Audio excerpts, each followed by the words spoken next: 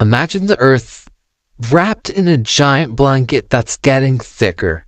Sounds cozy, until you realize that blanket is trapping heat and changing our weather. Hi, I'm your reporter today, and in the next 5 minutes, I'll explain what climate change actually is, why it's happening, what it's doing to our planet, and most importantly, what you can do about it. Climate change means long-term shifts in weather patterns. It can happen naturally, but today the main driver is human activity. Burning fossil fuels and other actions release greenhouse gases like carbon dioxide and methane. These gases rise into the atmosphere and act like giant blankets. They trap heat and warm the planet. The biggest contributing sectors are energy, transportation, industry, and agriculture. You might be asking which country emits the most. The 5 countries that emit the most greenhouse gases each year are the United States, Russia, India, China, and Indonesia. But remember, everyone's actions add up, from big countries to individuals.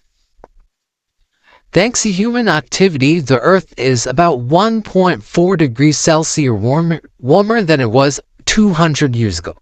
That number may sound really small, but even 0.1 degrees Celsius change can shift weather patterns drastically. By the end of the century, temperatures could rise around 2.8 degrees Celsius. If we don't act, those extra degrees drive big problems. Climate change doesn't just mean hotter days. It causes droughts, more intense wildfires, rising sea levels, flooding, melting sea ice, catastrophic storms, and a loss of biodiversity. It affects our health, food supply, homes, safety, and jobs. Some places are already experiencing the effects of climate change. Island communities are facing rising sea levels and have had to relocate. Over the next century, many more people will be directly affected. Globally, there are frameworks like the United Nations Sustainable Development Goals, the Paris Agreement, and the UN Framework Convention on Climate Change guiding action. Many countries are shifting to renewables, wind, solar, hydro, you name it, and committing to get emissions down drastically with targets like halving emissions by 2030 and reaching net zero around 2050. Governments and organizations are also protecting forests, improving farming practices, and investing in clean energy. But, and this is important, many countries are not currently on track to meet those 2030 goals.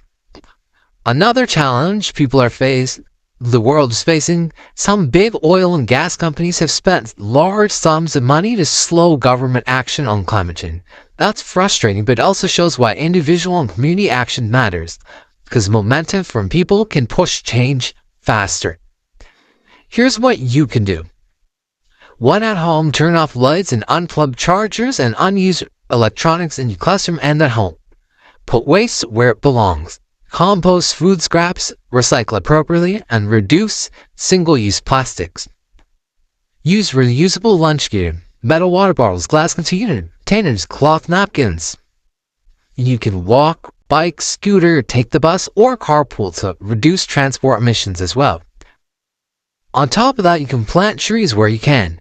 Trees absorb CO2 and help cool cities. Closing windows when heating or air conditioning is on to avoid wasting energy as well. On top of that, try wasting less food. And most importantly, share all these ideas with your friends and family. Climate change is big, but it's not hopeless. Governments and communities must act, but young people and communities matter too. Small choices become powerful when millions make them. If you learned something today, share this video, try one action on this list this week, and tell 2 friends.